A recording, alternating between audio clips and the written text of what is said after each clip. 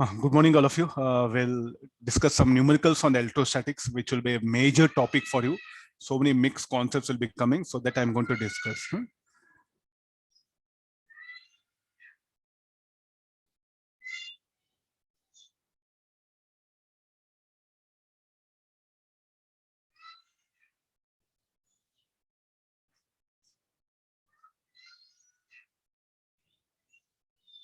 Read the question. Read the question. It's a very good question. How you manage, let's see that. I'll give exactly 2 minutes time.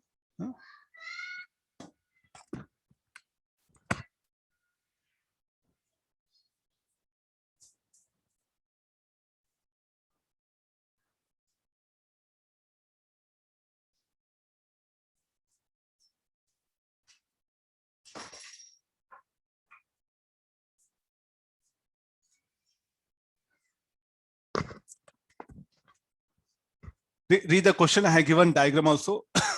One of the wire is along y-axis, other is lying along z-axis.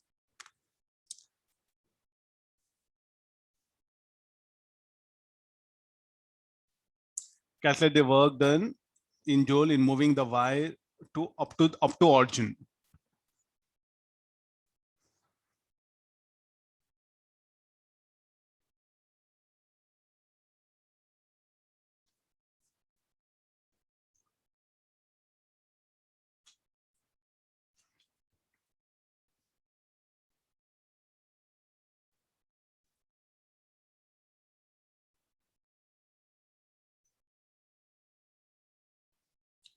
Directly, first of all, what you needed electric field due to a long wire, due to long charged wire. How the electric field due to long charged wire?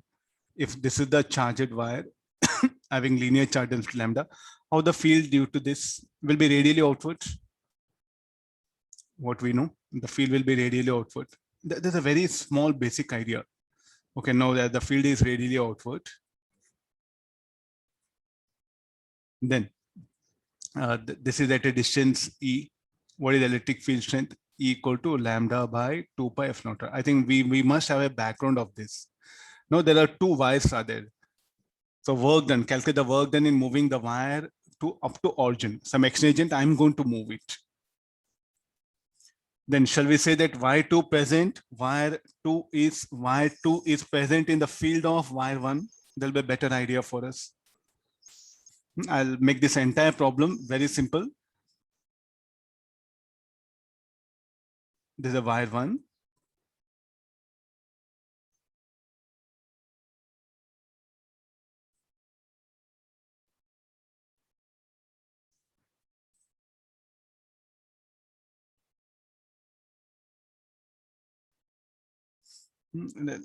Let me keep it here. This is a wire 1. And the other wire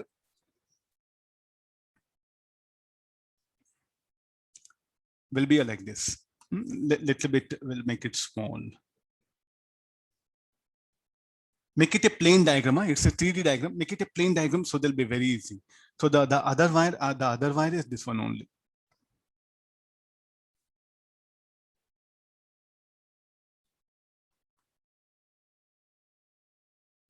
Okay, now you see this. This will be. Shall we calculate force of interaction? I think already I have discussed this.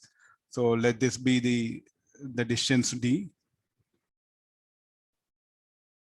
Let this be the x. Let this be x. So how the field? Just now I drew the diagram. No, look at the above diagram. The field due to long wire, radially outward. So how the direction of electric field at this particular point should be radially outward. Here E bar. Here E bar. I think almost 90% of problem will get over. This is the wire 2. Sorry, this is a wire 1. This is a wire 2. This is a wire 2. So let this angles be theta. Let this be R. So what is the expression for electric field? Electric field E will be here in this direction. So this is theta. This is theta. Net force on wire 1 in what action will be vertically up. We'll have this plain diagram. Net force on the wire 1 will be also like a Oh, sorry. This is wire 2. This is a wire 1. Net force on the wire 2 will be vertically up. Shall we calculate, and let me assume a small element here. Let me assume a small element. So what is the force? DF should be equal to E cos theta into dq. dq is the charge elements, I assumed it. Then what is the lambda by 2 pi f naught r? This is cos theta. dq should be equal to lambda into dx. What shall we do now? We have theta, r, x, all these are unknown. Net force, how much it should be? This is df dash. The net force will be 2 times of this on the y2. Due to 2 elements, I assume, no, due to symmetry. So therefore, this will become 2 lambda 2 pi epsilon naught r cos theta dx. What is cos theta? We can write d by r.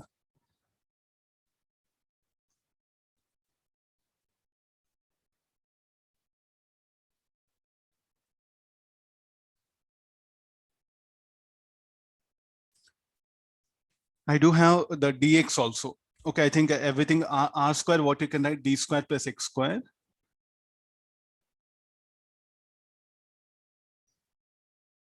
This will be d. I think both the 2's. This okay, right, we'll admit this one. So lambda d pi epsilon naught r square, we can write it as d square plus x square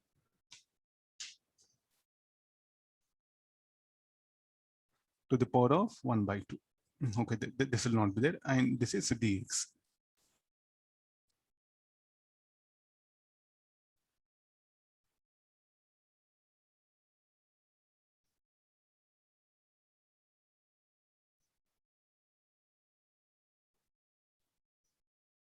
Now what to do? So I think it's just integration.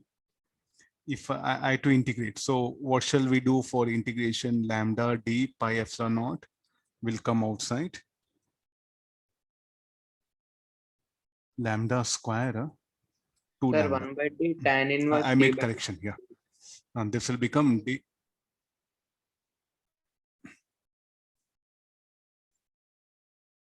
Okay, we'll do one thing. Yeah, so this should be the limit should be minus infinity to plus infinity.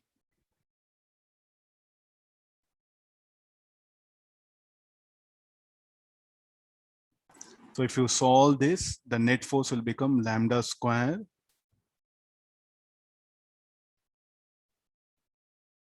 by 2 epsilon naught finally. How much you are saying? Tan inverse of?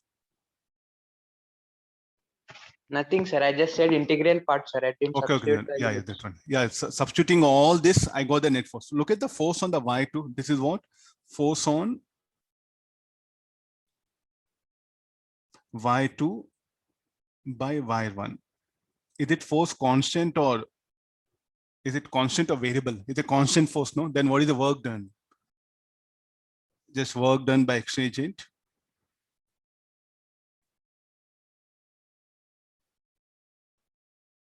In moving wire 2 by distance 2 meters. Shall I write just F into 2 meters? So it's just equal to only lambda square by epsilon naught.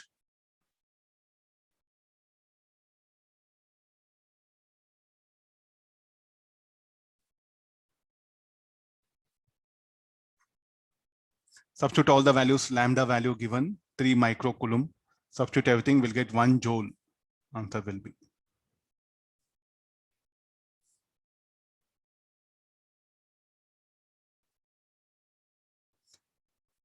I think I suggest you remember this formula. This is very, very important.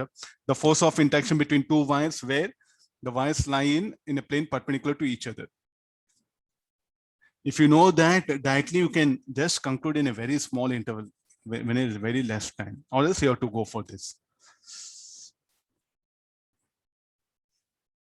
It can be asked in advance, huh? Nothing wrong. Even in mains also, they can ask you force of interaction. This is nothing but force of interaction between the two wires. Okay, we'll make it here like force of interaction.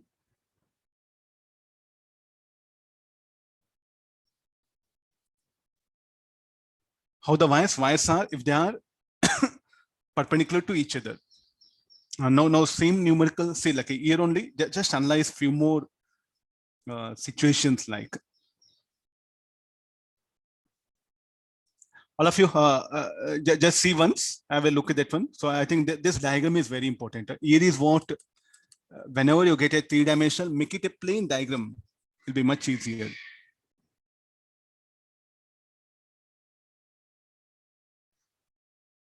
Can it be like this? Suppose say this is the negative charged rod, and here a gravity is present. So look at, in that case, what conditions will come. So is it possible in equilibrium? Yes, no. The electrostatic force can be balanced by the weight. The electrostatic force per unit length will be balanced by the weight. If there's a negatively charged one, then what is the type of equilibrium it can have? Unstable equilibrium.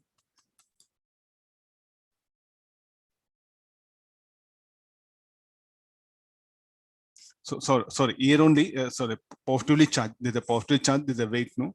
What is the type of equilibrium? Stable or unstable? It's a stable, that one. If slightly displaced, it's going to execute SHM. I can ask you also a SHM here. Find the time period of oscillations of this wire. Because if I slightly push it down, the electrostatic force, will it increase or decrease? Electrostatic force is a constant, no? Then F is constant. So if you move further, mg also will be constant. Then what is the type of equilibrium? Stable, unstable, or neutral? Anybody wants to answer? Will it be SHM? Will it be stable or neutral? Neutral equilibrium, no? Again, you release it here, the force will be constant, and the total weight, if this is equilibrium, again it will be equilibrium here. So stable, unstable, neutral, or will it be SHM or oscillator? Definitely I say that neutral equilibrium. If this is a negatively charged rod, no question of equilibrium, because the weight mg will act and the electrostatic force will act, no question of equilibrium.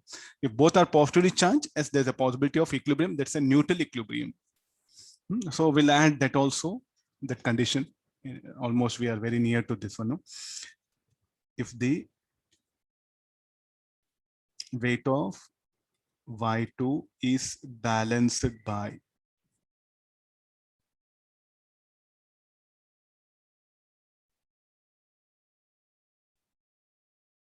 electric force F, then the Y2 is in neutral equilibrium. Like this, we can write it in neutral. No, the condition, one more condition will go for it. Suppose if the wires are like this, both lie in same plane,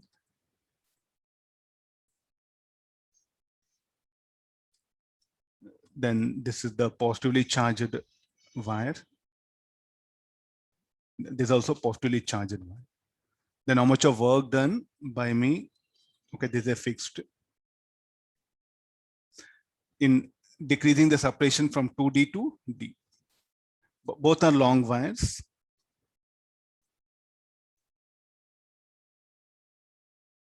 Even we can work out this also.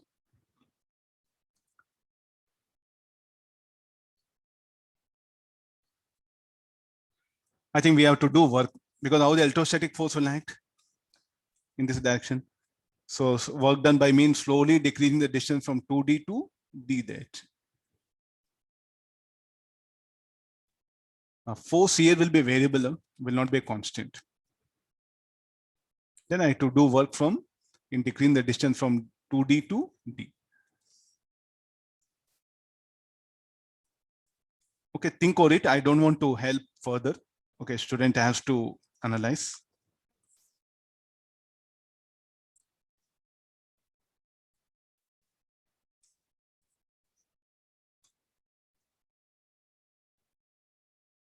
find the work done by X-ray agent in moving wire to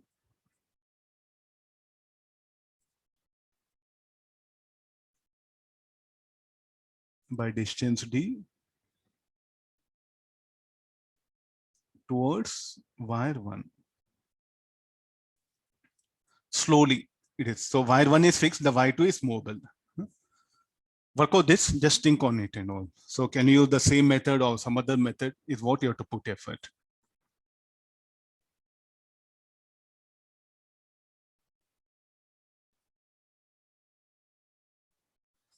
Let me take the, I'll go for the next question. Very, very important.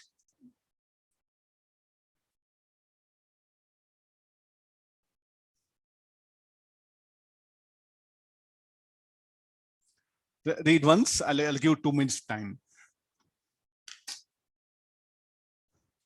A solid conducting sphere or sphere A of radius R is placed concentrically inside another thick conducting hollow shell B of inner radius 2R and outer radius 3R. The shell B is imparted charge Q. The total heat generated when the switch S is closed for a long time. The long time is very important. Previous class, I discussed that electrostatic induction is not an instantaneous process. It's a gradual process. That's why the word long term is what brought here. This is having a lot of weightage, long time.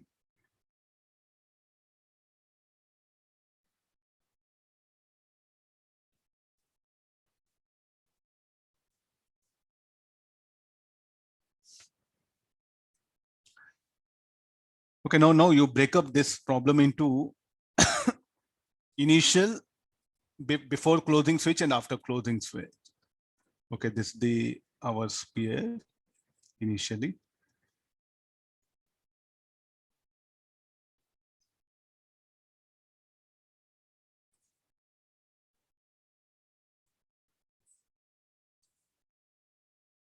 Some rough diagram.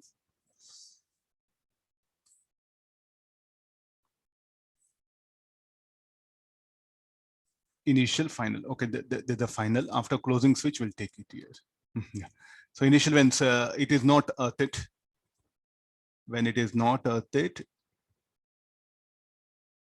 there's a condition. So there's a radius is R, 2R, and this is 3R. The charge is given only for this. So what happened to the charge? Okay, there's a shell. There's iron shell.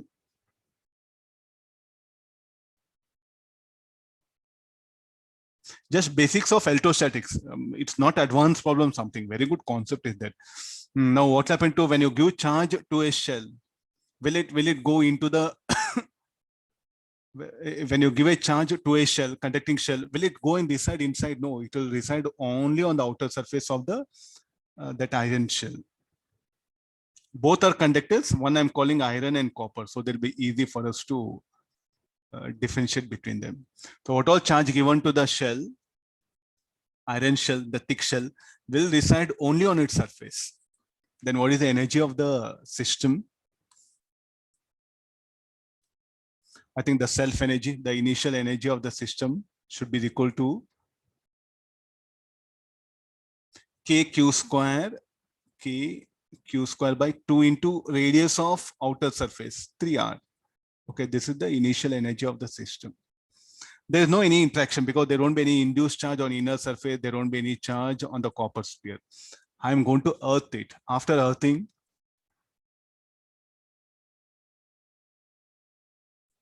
will there be any induced charges? Okay, yes, Q1, Q2, Q3. This is radius R, 2R, and this is 3R.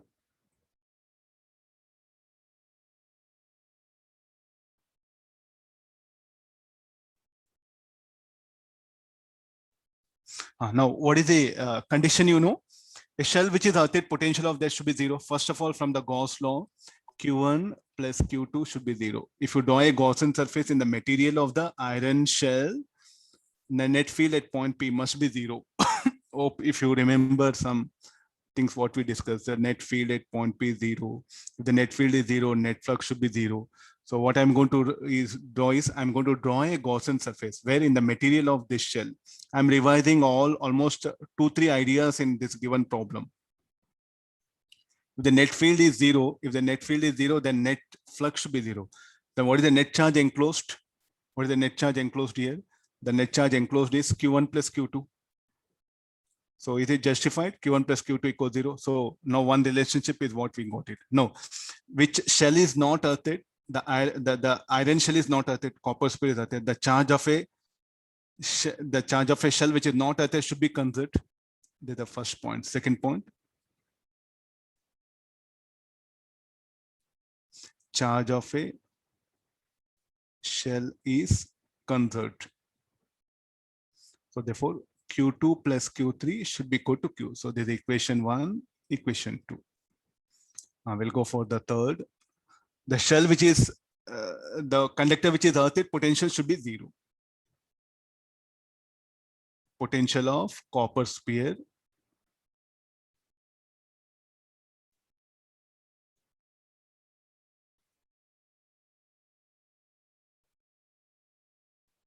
as it is earthed. These are this point 1, 2, 3 are fundamental. A shell, I think already you know, a shell which is not earthed, charge should be conserved. Then applying Gaussian law, apply the Gauss law and get the relation between the induced charges. Then the one which is earthed, potential of that must be 0.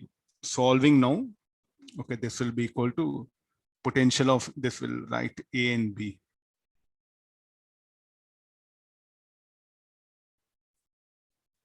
Potential of A should be 0. So why potential of how it will be 0? So KQ1 by R. KQ2. How to write potential now when the thick shell is there? So potential due to each surface. So KQ2 by 2R will write. And we know conductor is an equipotential, no? Conductor is equipotential. So how to bring the potential of that?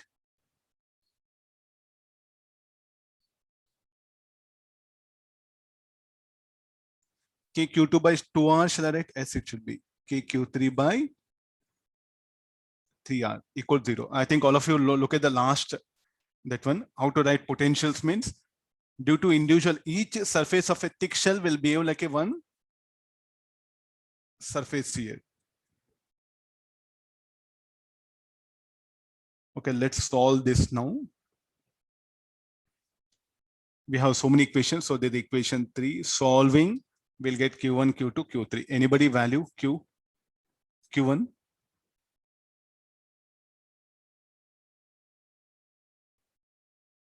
Sir, charge on inner sphere is minus 2Q by 5. Okay, this one. 2Q by 5. Yeah. Minus 2Q by 5, sir, inner sphere. Inner sphere will be minus 2Q by 5. Then Q2 should be 2Q by 5. Q2 plus Q3 should be equal to Q, no? 3Q by 5? Yes, sir. Yeah, this would be final charges. Okay, now what is asking? The heat generated, from where heat will be generated? Yes, the difference in energy output will be converted as a heat. How to calculate the final energy of the system?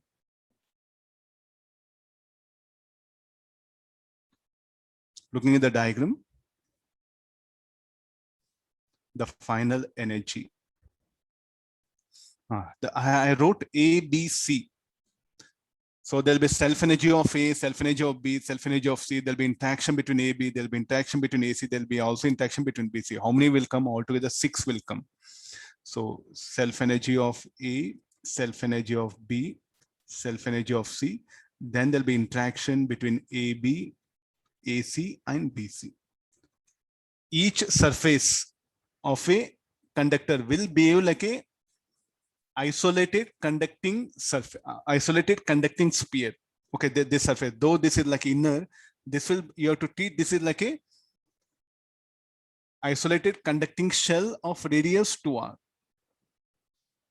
This one. So self energy of this will be, first it will be KQ1 square by 2 into R.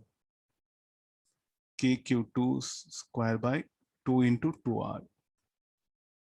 KQ3 square 2 into 3R. Then the interaction potential energy KQ1 between A and B. KQ1 2R. Why 2R? For the charge Q2, the whole charge Q1 will not be at a distance R. This will appear at the center.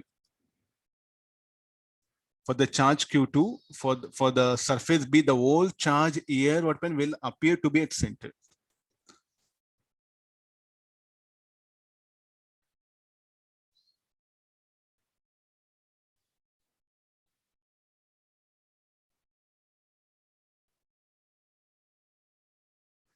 Then we'll go for it. Now between this is AB, now AC. Again, same thing. KQ1, Q3, KQ1, Q3. This will be 3R. KQ2, Q3, and this should be equal to 3R. Now for Q3 charge, the whole charge Q1 will be at center. For Q3 charge, for Q3, this whole Q2, this Q2 will appear at center.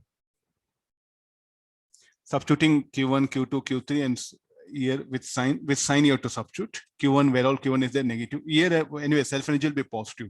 Solving will get the final energy. I think very lengthy. This has to be calculated. Anybody a value? Sir, I got U initial minus U final as 19 KQ square by 375.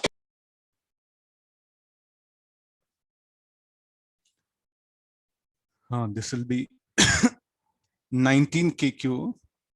19 KQ square by 375. Final answer given Q square by 60 pi F naught R.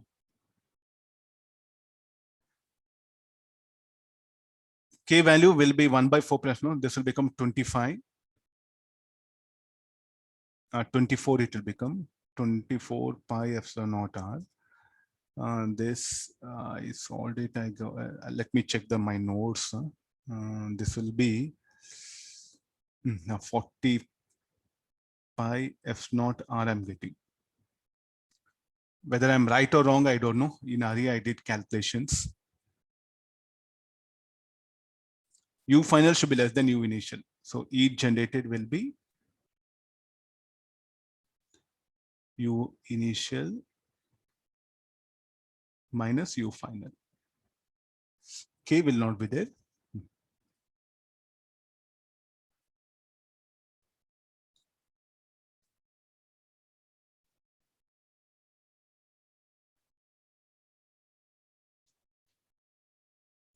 How much this will come?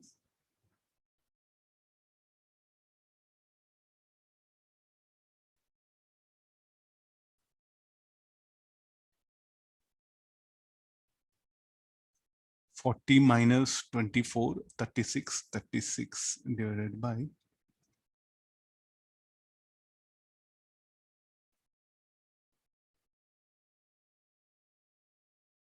yeah, fine. Okay, this will be our answer. Check it once. After calculation, I ended up something like this.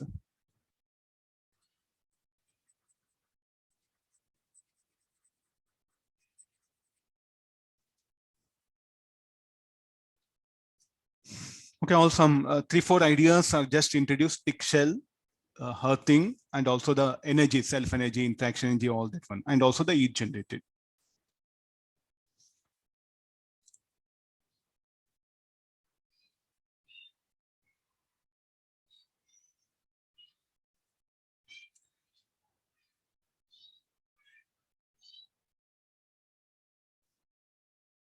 I'll move to the next one.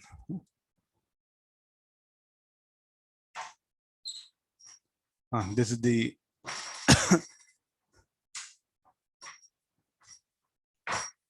a non-conducting ring.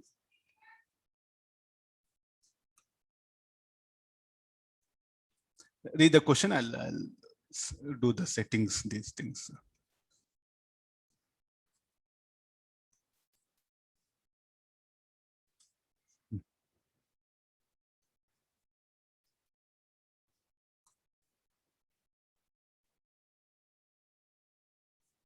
A thin non-conducting ring of radius r and mass m as a linear charge density lambda, where lambda naught is constant, theta is the polar angle, is placed on horizontal xy plane. So it lies in on xy plane, and the electric field is along x-axis. The angular velocity of the ring when it comes to its original position. Look at the lambda naught cos theta. Now, what should be your approach? Shall we assume elements? Lambda naught cos theta. Look at the charge distribution. Theta 0, okay, here lambda naught. Then cos will be positive in the first quadrant. Here it will be negative. So I'll get a negative charge.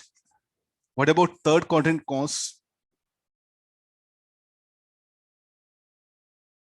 Will be negative. Again will be positive. So here, this semicircle will be positively charged. This will be negatively charged. Now you assume an element. you assume an element here. So these two elements will experience a force in the direction of field. What about this? Will experience force opposite to the field. Now it is slightly displaced. So will there be any torque acting? Moreover, Rotman, as it is in XY plane, so definitely it has to rotate in XY plane. About Z axis only it should rotate. So is there any some sort of torque, restoring torque will act, is what we have to search.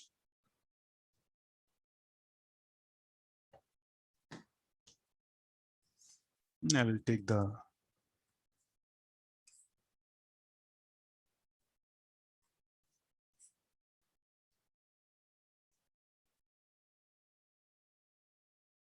okay, let me assume here, no. Two elements, I'll assume.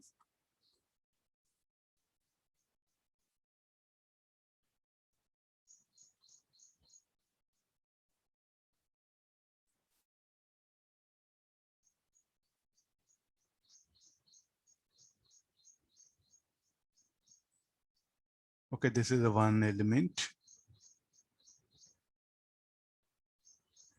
Is asking something that angular velocity. That also we have to be careful. Okay, keep it. There's a reference for us. There's a x-axis, there's a reference, and there's a y-axis. Okay, here I'm assuming elements. There's a one element. There's a one element. There's a one element. There's a one element.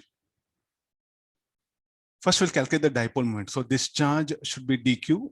This should be minus dq. This should be plus dq. This should be minus dq. So we have some sort of dipole moment here, no? Theta, theta, d theta, theta. Okay, this will be d theta. That's similar setup everywhere.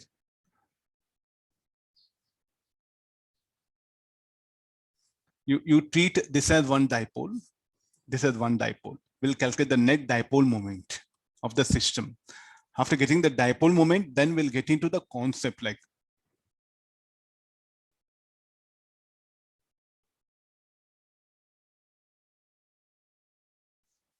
how that net dipole moment will be directed is what we have to check it. Somehow if we can get net dipole moment, then we can get into the problem. So the net dipole moment will be dp is equal to 2 dp.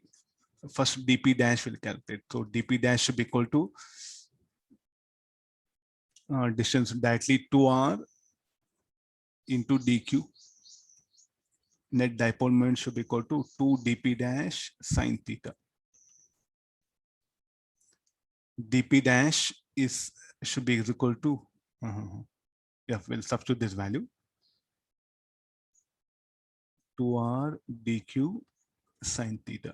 So this will become 4r. dq should be equal to lambda into ds. Lambda is further lambda naught cos theta. What is ds? ds is arc length, which is equal to r d theta.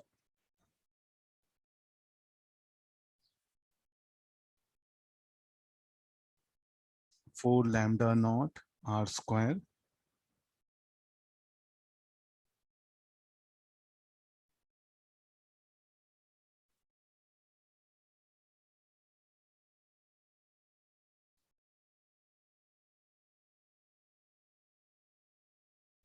So some because theta we have to just follow the define theta with respect to that, no?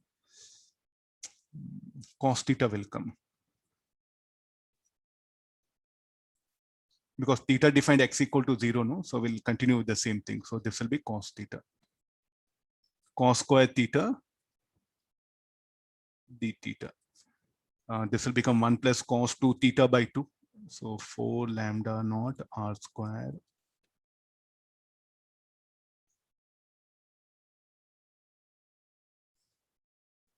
dp is equal to, okay, this further 2 lambda naught r square integral of d theta plus cos 2 theta d theta. Anybody limit?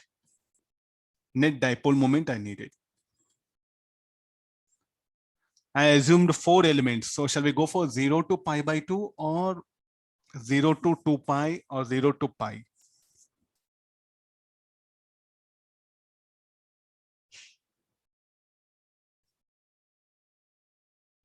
Shall we go for limit 0 to pi by 2 only?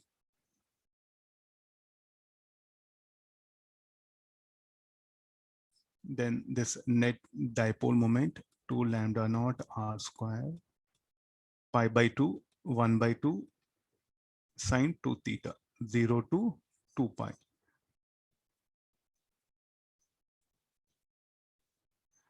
This will be sine 2 pi sine 0. This will be 0. So we'll end up with pi lambda naught r square. There's a net dipole moment. How it will be directed? Anything? Directed along x-axis. Okay, we have problem very simple now. Net field, how it is along this direction. So now you everything you make it problem. There is an electric field vector is there. And how that electric field vector is along x-axis. So now you have a dipole. How the dipole is here. So this is the dipole. Now if you slightly rotate, how the torque will act? The torque will act in this direction. I think I'll give the diagram here. Earlier the dipole is here. When you slightly rotate,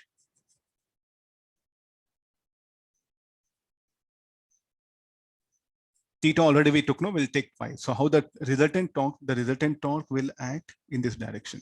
I think it's going to be SHM.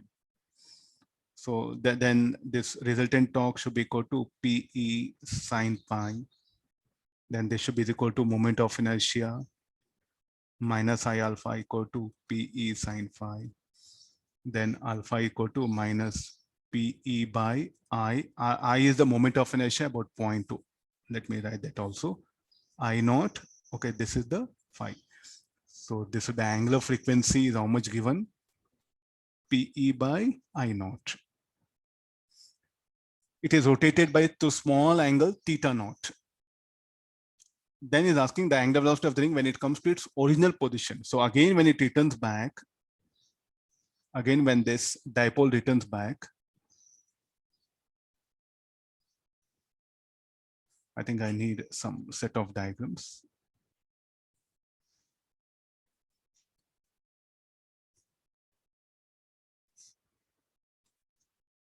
So when the dipole is here, it's in stable equilibrium.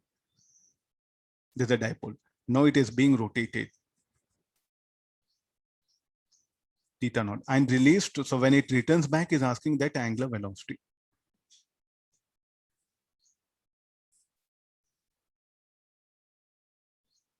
Omega dash is asking how to get that omega dash. I think angular SHM or the formula angular SHM should be equal to omega into that theta naught. Omega is what? PE I naught into theta naught. Do we know I naught? That we have to mass m and radius r. Do we know P? We'll substitute all the things. Dipole moment how much? Pi lambda naught r square. Moment of inertia mr square is only. Then this electric field theta naught. The angular velocity should be equal to r square get cancels. Theta naught into pi lambda naught e by m.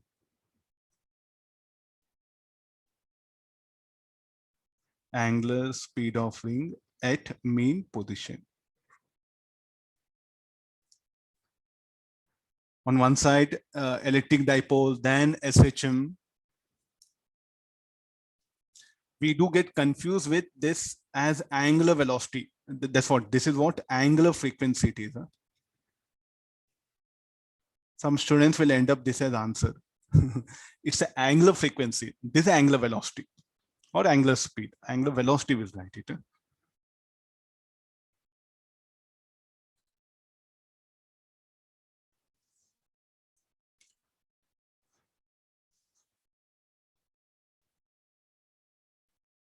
Okay, just see once the description. Any doubt you can clarify it. Sir, moment of inertia will be mr square by 2, no, sir. About So diametrical point. About z-axis, it will be mr square. About z-axis only it will rotate, no? Sir, it is free to rotate about y-axis, no, sir. It is lying in XY plane, so it will rotate about z-axis. Sir, in the question only it is mentioned that it is free to rotate about y-axis.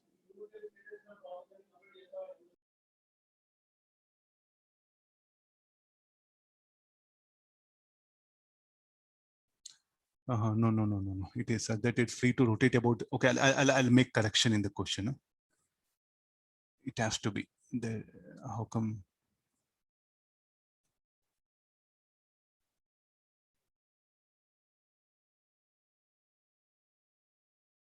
Okay. Okay, sir. It is lying in XY plane. No question of rotating about y-axis. Huh? We'll make correction that one. Huh? Yeah, nice, good observation. Now, what is I naught? I naught is moment of inertia about z-axis. We'll write that also.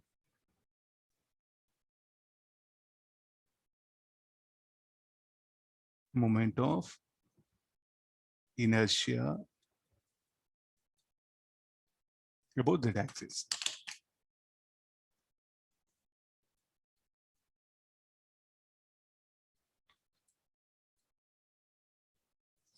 Okay, any doubt you can clarify? I'll go to the next one.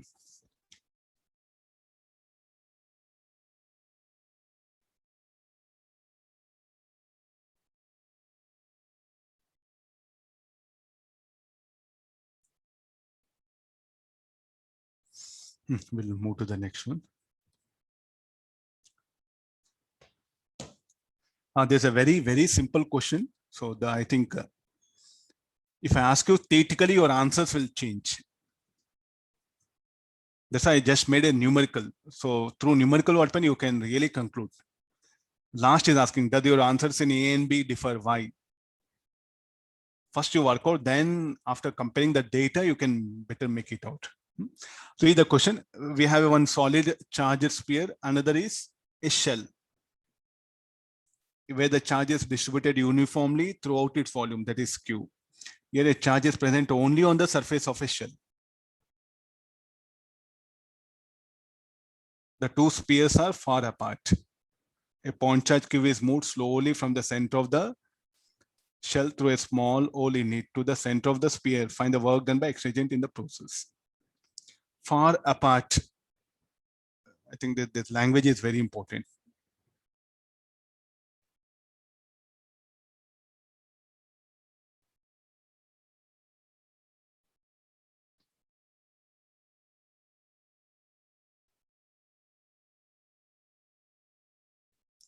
They're far apart means there's no interaction, no? There's no interaction between the spheres, no interaction potential, nothing to do. So this X is in fact very much greater than R. The point charge, a point charge Q is moved slowly from the center of the shell through a small hole in it to the center of the sphere. Find work done by X agent in the process. What is the potential at point C2 will calculate, potential at point C1. Then we know work done by exchange agent in moving a charge from C2 to C1 should be VC1 minus V2. First we'll calculate potential at center, VC2, how much it is equal to. What is the potential on the surface? There should be the potential everywhere. Hope, can you remember formula? For a shell, what is the potential on the surface? There should be potential everywhere on center. Potential inside the uniform charge sphere, there should be equal to 3/2 KQ by R. 1.5 times, no, 1.5 times that of the surface, potential at the center. Now work done by external agent in moving a charge from C2 to C1. Or we'll make it this as C1, this is C2.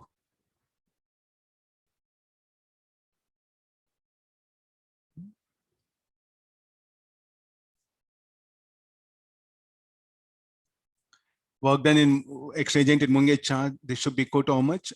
Q VC2 minus VC1. Am I right? I think this formula very, very important. Work done by electrostatic force means VC1 minus VC2. Exchange agent means VC2 minus VC1. Very fundamental. You must know such things. Huh? Okay, this will become KQ by 2R. This much is work done by exchange in the first case. Now, two spheres are brought closer so that their centers are separated by a distance 4R. I think the symbols, I'll change it. Here, small r.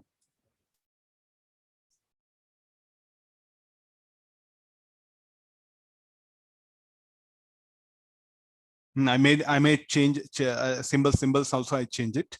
No, they're separated by distance 4R is telling. Now we're asking what will be the conditions. Okay, they are separated by distance 4R. Okay, they are not, I think, the large apart. Now also we'll calculate. Now what are the things will be there?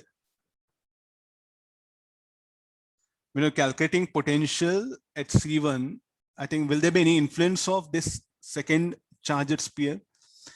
Potentially the center of shell will depend only on the charge Q present on this shell, and will it also depends on the charge on the sphere, volume charge on sphere. Yes, it depends also on this one. So I think we have to be a little bit alert here. VC1 should be equal to KQ by R plus KQ by 4R.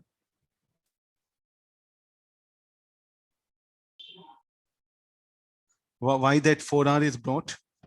Because for if you stand here, this whole charge, if you draw a Gaussian surface, or if you stand here, you draw a Gaussian surface, this whole charge will appear at center of Gaussian surface. Then potentially at this point, due to that point charge, will be KQ by 4R.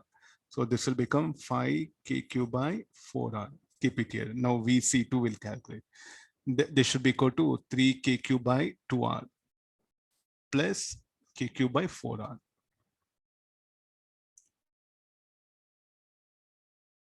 12, 14 KQ by 8R, or 7 KQ by 4R.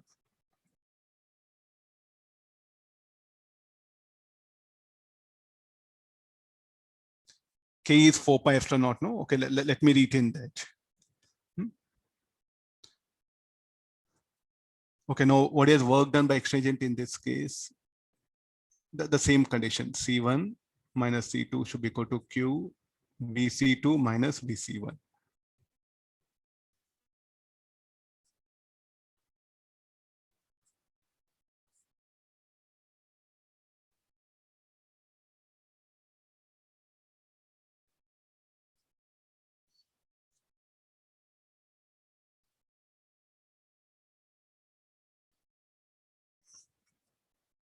Look at the answers.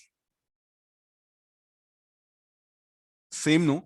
See, actually, to be frank, if I don't give data, means something without solving, what do we think? We do think that the work done will be different. The work done, what happened if without solving this, if you try to conclude, definitely what happened, your answers will be, you say that, okay, they will be different. Work done by X agent.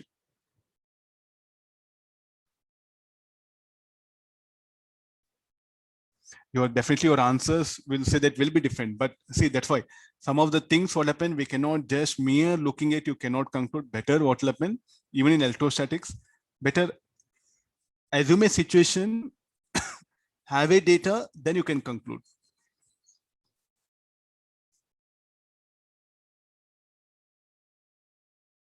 Because potentials at center C1, C2 are same, but the potential difference is going to remain same. The difference between the first diagram, second diagram, in the second diagram, the potentials at C1, C2 will change, but the potential difference will remain same. That's why the work done remains constant. That's the only reason what we can give. Now, this will be very troublesome. If they give some values, okay, but if they don't give any values and if they ask you no, I think you'll be in a big trouble. Any doubt if you have, you can clarify.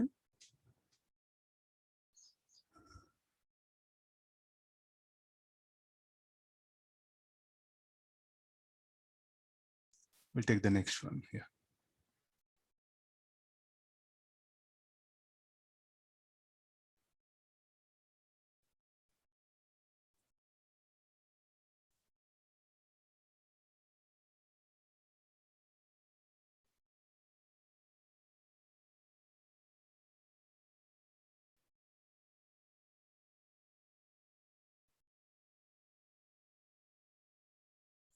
Similar to the SK speed is telling, okay, we'll have there's a uniformly charged sphere.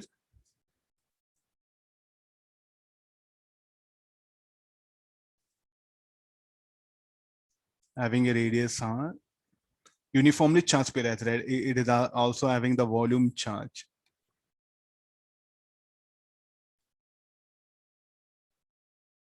Plus Q. No, a negative charge particle having mass m and charge minus Q. So this is the that particle. Bring it here. I'm going to project with a speed V0.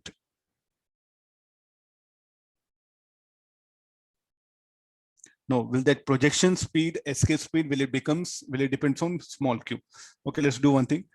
For it to escape to infinity, finally what happened? It has to escape to infinity. It's very simple. Just I took because I wanted to bring that escape speed is independent of will it becomes independent of charge is what? So what is the separation? No, the separation is infinity. So what is the interaction potential of system? Will apply conservation of mechanical energy. We'll compare. So initial interaction potential energy will be K Q minus QR plus M V0 square by 2. Finally, what happened? It should be 0.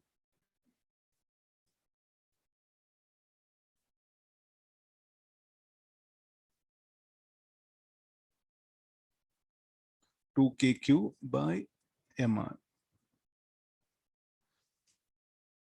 Will it depends on charge Q?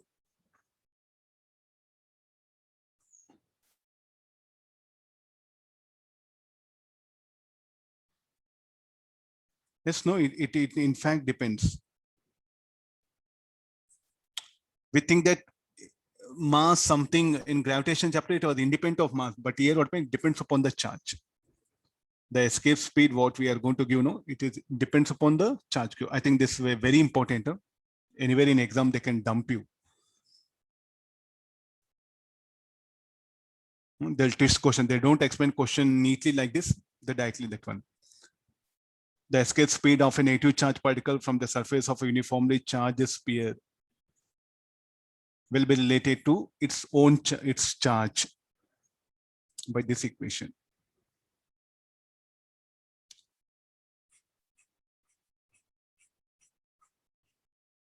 Sir, in the previous question, should we not take charge Q to be Q plus Q? Because we are projecting a charge minus Q. I'm not understanding something. Should we not take that charge, that capital Q which is there, should we not take it to be Q plus Q, because we are projecting a charge of minus Q from that planet? No, not like that. See, there's a uniformly charged pair. I'll come here. I'm having a negative charge, and from there I'll project it. Okay, sir. Okay, sir.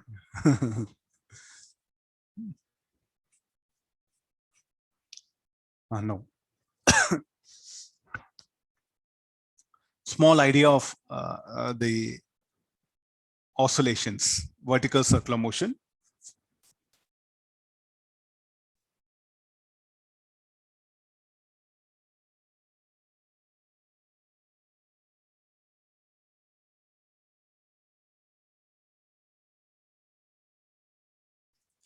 Before coming to rest momentarily. Why do it come to rest? So there's a gravity is also present. Okay, let me indicate here. There's a gravity. The moment you release first, what will happen? The weight mg will act, and there'll be a torque. And the torque due to electrostatic force will be zero initially in the horizontal portion of the rod. Okay, sorry, there's a string. There's a string. So now what happened due to weight, it will start swinging here. At the same, the moment it starts swinging, the torque due to electrostatic force will act. In what sense? Will be counterclockwise. Torque due to weight will be clockwise. I will show it, the condition here. When the rod is somewhere in this position, the weight mg will act like this. QE. This will be the torque due to weight. And this will be the torque due to electrostatic force, which will be greater. Initially, torque due to weight will be greater. So what will happen to this particular bob? It's going to have acceleration. But with the time, the torque due to weight will decrease, torque due to electrostatic force will increase. So what is the type of motion is going to describe? Decreasing acceleration, increasing angular velocity. And at one point, the net torque due to both will be zero. Then it will have maximum angular velocity. Then afterwards, further it will undergo retardation, and finally it will come to instantaneous rest. I think so many things are going on here. Somewhere here it will have maximum angular velocity.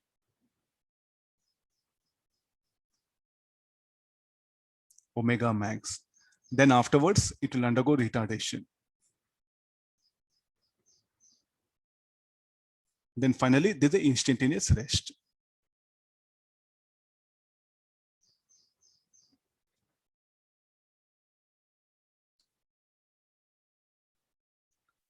So here it will come to instantaneous rest. Okay, this here will be retardation now, alpha. So whereas here it was alpha like this, now this will be retardation. This is the mean position, you can put it.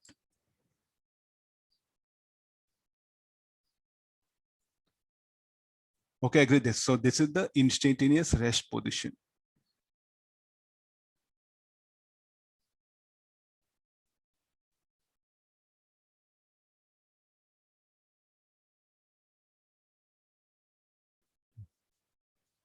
We'll show arrow like this. Now, what are the total displacement? Find the maximum angle the bob swings before coming to rest momentarily. I think this is what that maximum angle, which you are supposed to calculate. That phi will indicate here. So many quantities at one place. This is the phi, and here is what the angular velocity is maximum. I don't have place, I'm just showing it here. That phi is what you have to calculate. How to get that? It was released from rest here, no? And finally it has come to rest. How much of height descended?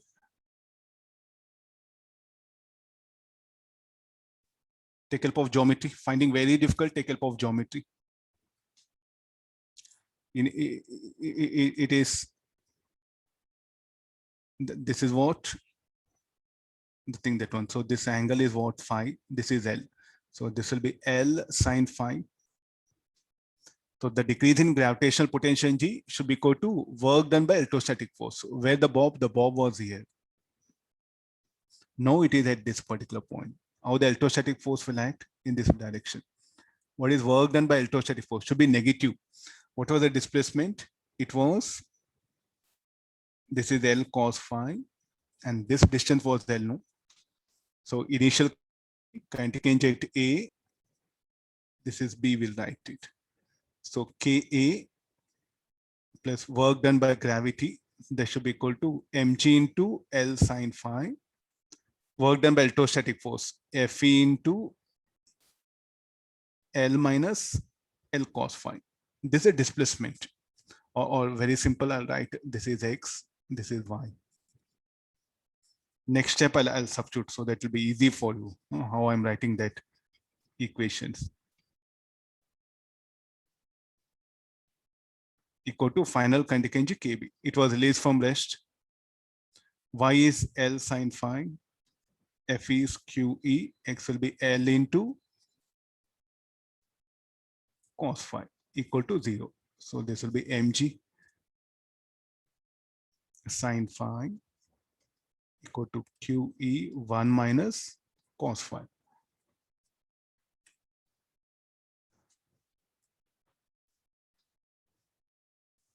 Any, I think mathematically we can simplify 1 minus cos phi. We can write it as, this can be written as sine phi. I'll write it as 2 sine phi cos phi.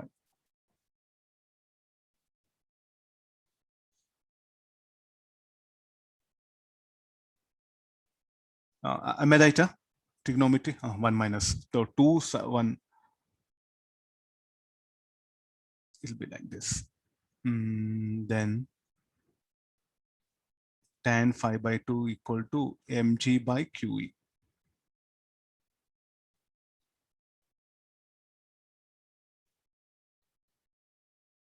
Check it once. I brought equation in this way.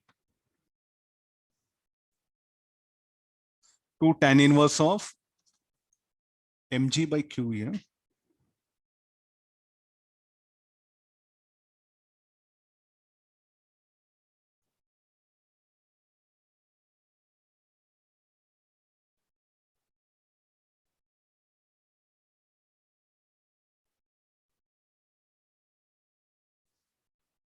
Yeah, this angle, find the max angle that the bob sinks before coming to rest momentarily. Find E if the bob comes to rest when the string is vertical. What do you mean by that? Second part, the way he's asking.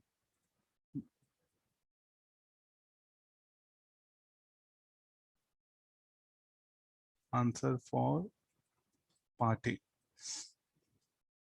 Find E if the bob comes to rest when the string is vertical. I think directly I'll substitute the angle pi by 2.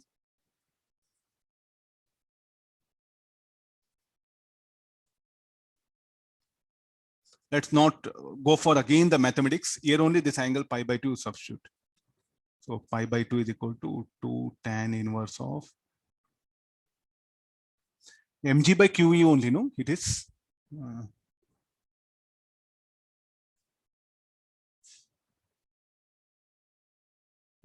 fine. It will be that. So this will be tan pi by 4. This will be 1.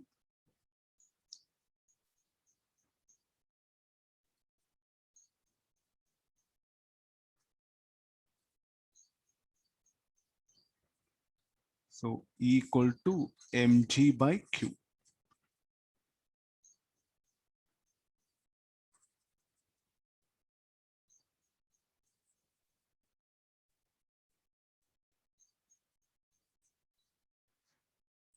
We should understand this. I think this is very important. I may ask you this maximum angular velocity. So many things are there.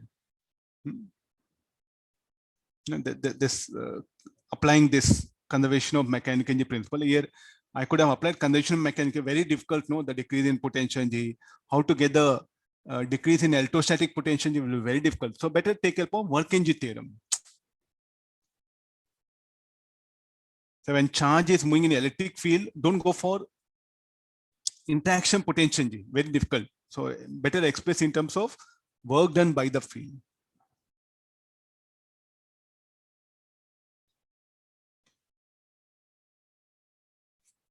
Let's go for next one.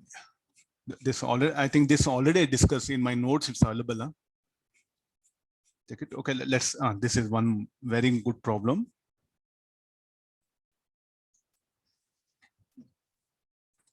The shells are concentric. Both are thin concentric shells made up of conductor.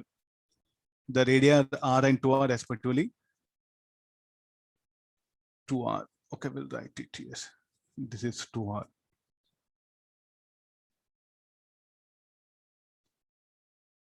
Charge Qi minus 2Q. On them, an electron escapes from the surface of inner shell and moves towards a small hole in the outer shell B.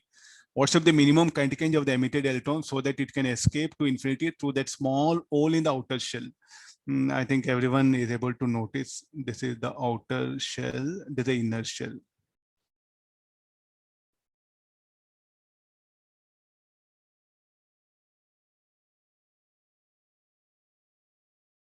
Same that gravity concept also I'm trying to include here. It should escape to infinity is telling. So here we'll do one thing. We'll take this as a point P1, P2. Let's have that one. So with what speed I should project from point P1 the electron so that it can escape to infinity. How the field everywhere inside the between the region A and B will be? Don't go for writing anything. First you analyze this one. So what is the field? The field here will be radially outward. Just I'll show it few points. How the field will be?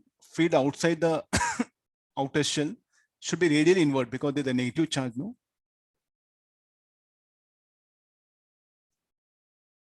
So the field here should be radially inward.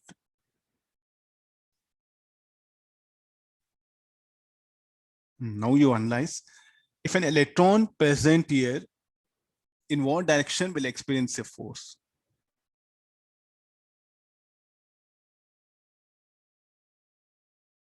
Will experience force in this direction. If an electron present here, will experience force in this direction. So therefore, when you project a charge particle from P1, it will undergo retardation. So sorry, here it is. I'll show it here.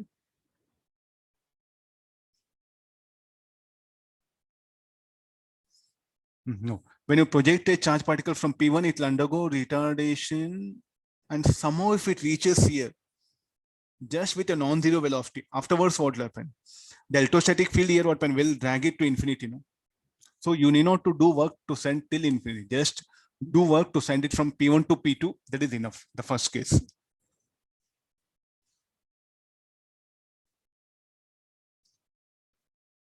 Able to understand? I think that this concept is very important. The field here between shell C and B is radially outward. The field external to outer shell is radially inward. So the electron here will experience an accelerating force. The electron will get accelerated by field here. The electron here will get retarded by the field between the shell C and B.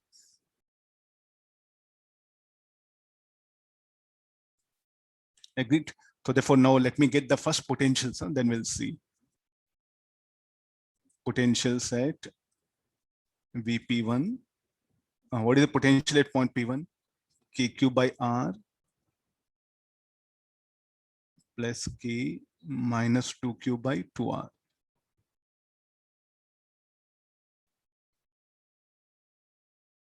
Potential at point 1 is 0.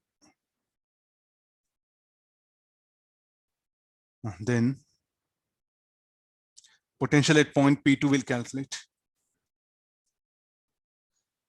Potential at point P2 will be KQ by 2R, K minus 2Q by 2R.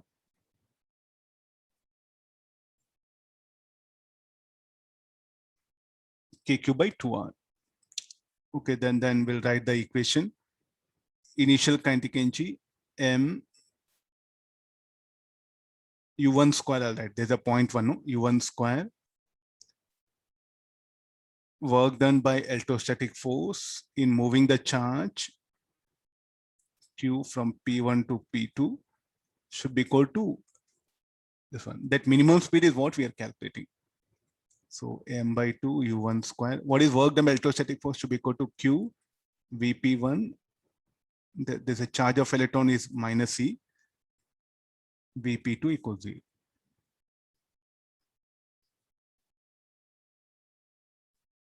Vp1 is how much? Minus of, this will be 0. Vp2 is kq by 2r. We're getting negative. Huh?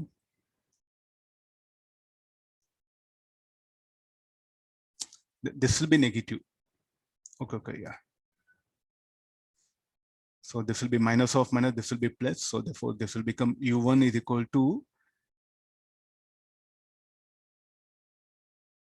kq by mr or q by 4 pi epsilon naught rm. There's the answer for part A. Yeah?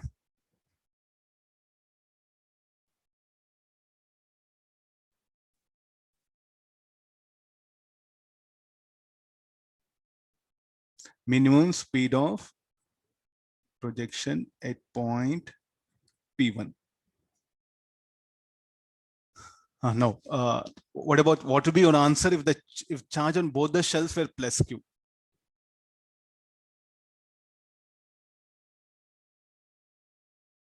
He's asking what minimum kinetic energy. I think I could have ended up here. Okay. Anyway, I brought it minimum speed also.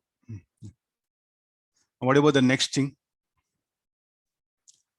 When the charge on both the shells is Q, we have to discuss the question. Let's see. I'll take the same diagram.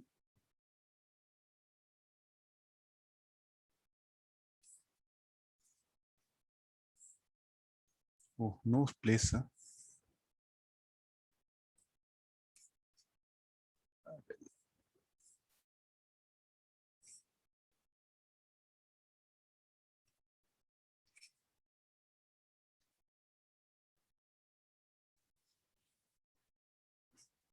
Now we'll discuss it here.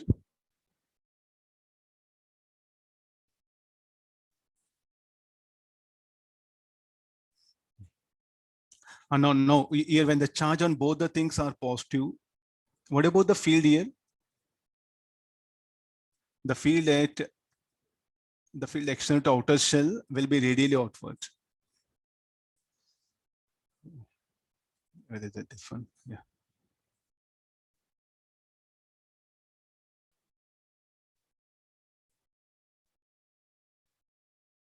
Now, how the force experienced by the electron, here it will be retarding. Now, what we have to do now?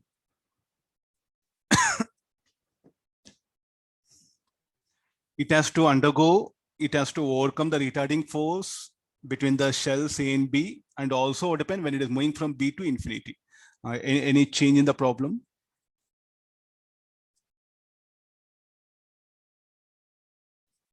How you are going to write the equation?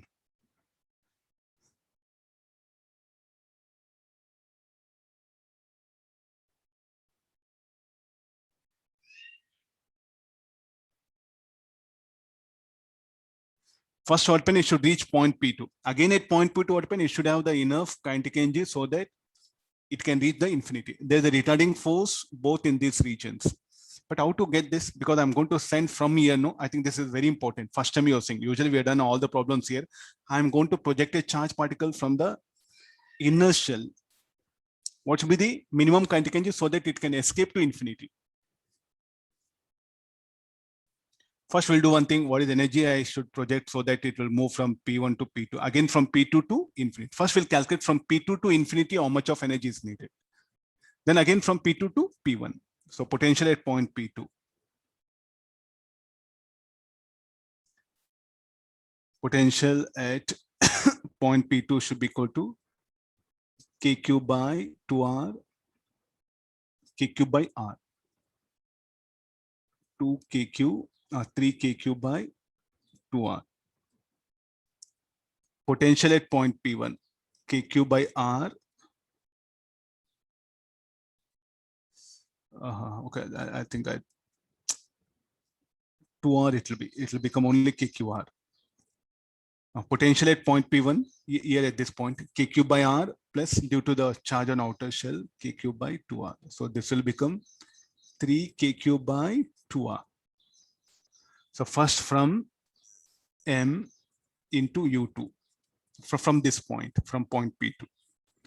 That should be equal to work done by electrostatic force in moving the charge from P2 to infinity, should be equal to 0.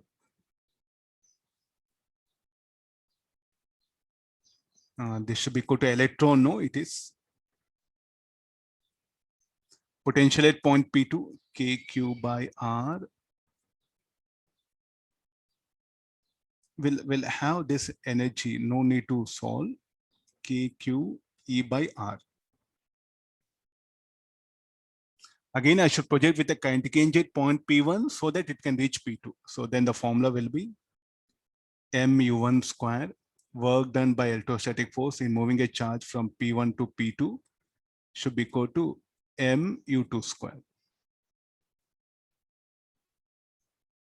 This should be equal to minus E. Potential at point P1, 3 kq by 2r, kq by r.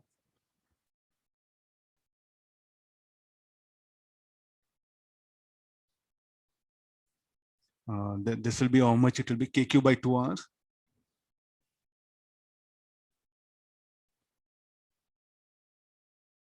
Mu2 square is kq e by r.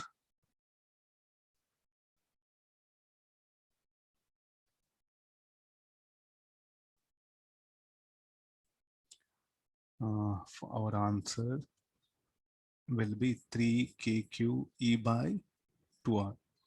So what is the speed in this case? Will be 3 kq e by mr.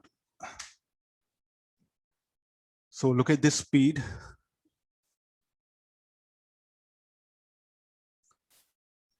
K value substitute 4 pi epsilon naught I'll substitute, then it will become 3q. E will be there, no? Why E is not there?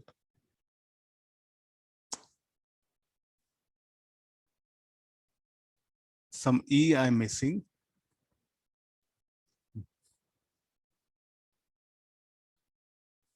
Ah, 3q E.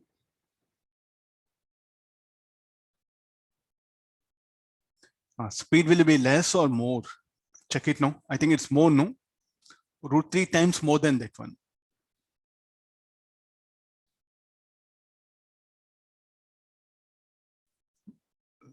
So this is definitely root 3 times more than that one.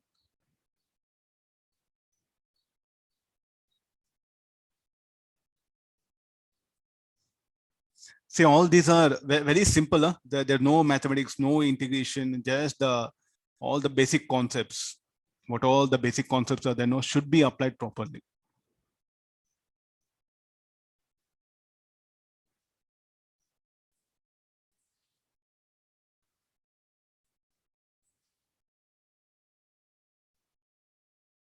We'll write it minimum speed.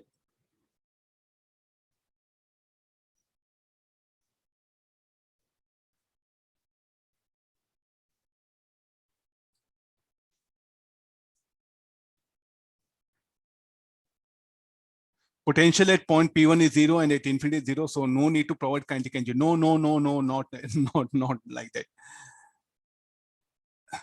Name, Galaxy Tab. I'm not getting name, please.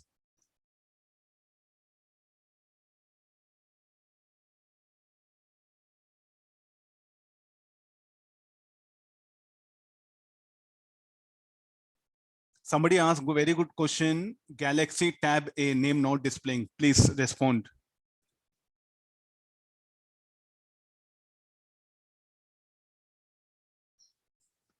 Potential at P1 0, potential at infinity 0, but still, okay, the charge what happened, it has to do work, no? Here potentially is not 0. Field everywhere is 0, no need of energy. But here what happened?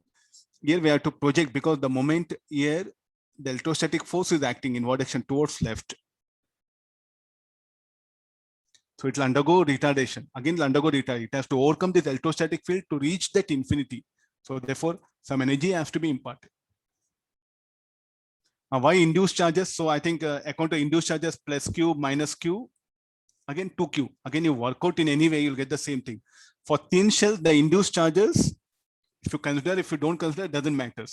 I think the two things what the question asked, I just clarified. What about the electron? The induced charge due to electron, don't consider it. So this electron also will induce a charge. Okay, don't consider. Even if this electron considers positive, negative, what is the net charge of outer shell? Will remain same plus Q only.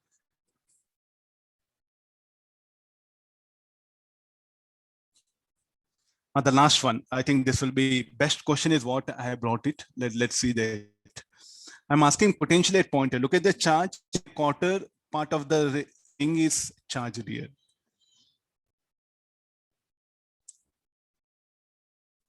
This quarter is charged. This quarter is charged. The total charge is plus Q. This is the minus. You're asking potential at point A. How to bring that? Anybody wants to share idea?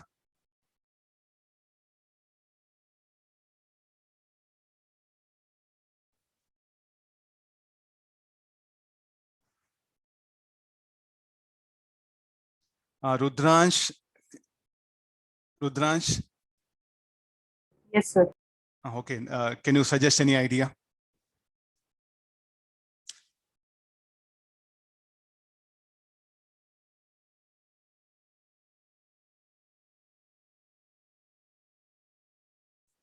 Potential. Read question once. This is R very much greater than small r. There's one more condition is given.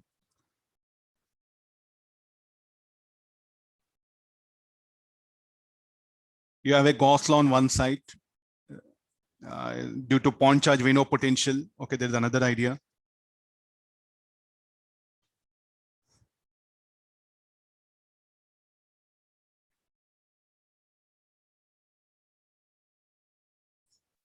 Say one thing is dipole concept is a question based on dipole, nothing to do. So here you assume one element. Here you assume another element.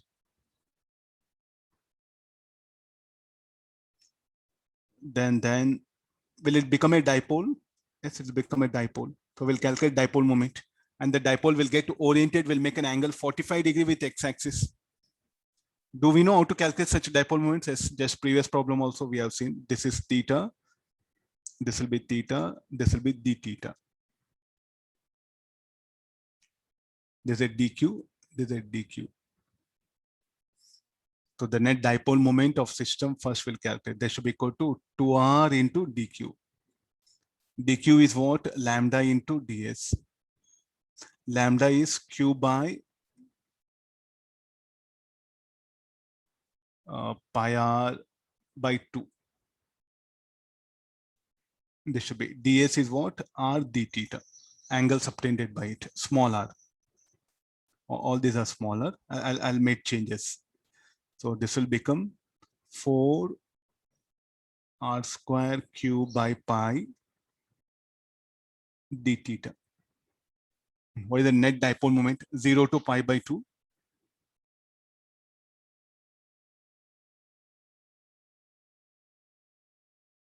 Limit will be 0 to pi by 2. 4 r square q by pi. So this will become 2q r square.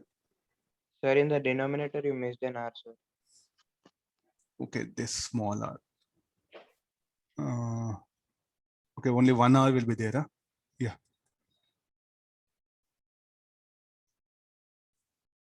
This is a dipole moment. How do this dipole moment? So now this dipole moment, you can, we'll get into this electrostatics. So this will be now the dipole moment here. I will make it aligned like this.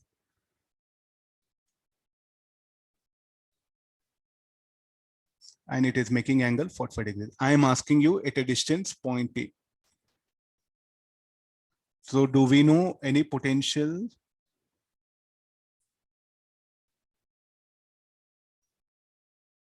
So what is the formula? Now, if you can go back, if this is a dipole, and this was the thing, no, R bar, this was R bar, and this was the theta, and this is a point A. What is the potential at point A? KP cos theta by R square. The angle theta will measure. So this will be, this will be potential at point A should be equal to P net cos theta by 4 pi epsilon r square. Am I right? Capital R square should come, and P net is how much? 2QR. Theta is how much? 45 degrees. Okay, this I think I'll write some angle, or better put alpha. What is alpha? 45 degrees. Let me substitute all this one. So 4 pi epsilon naught r square 1 by root 2.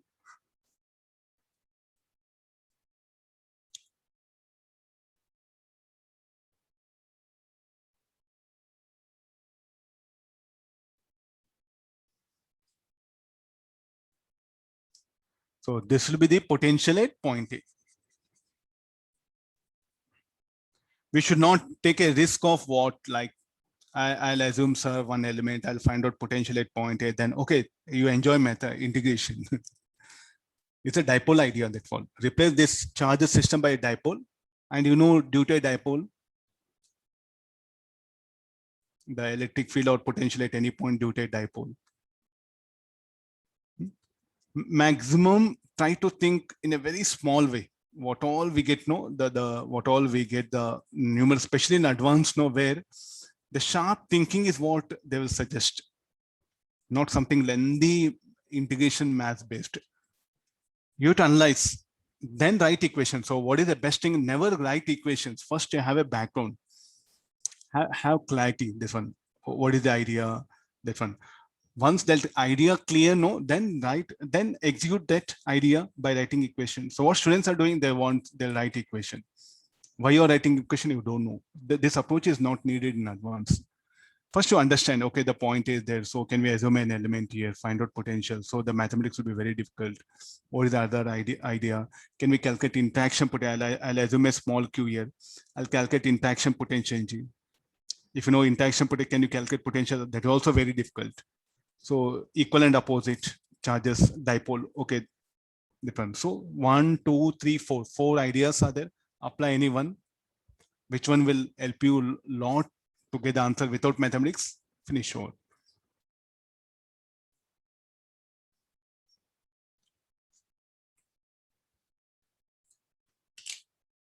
Okay, we'll stop the class here.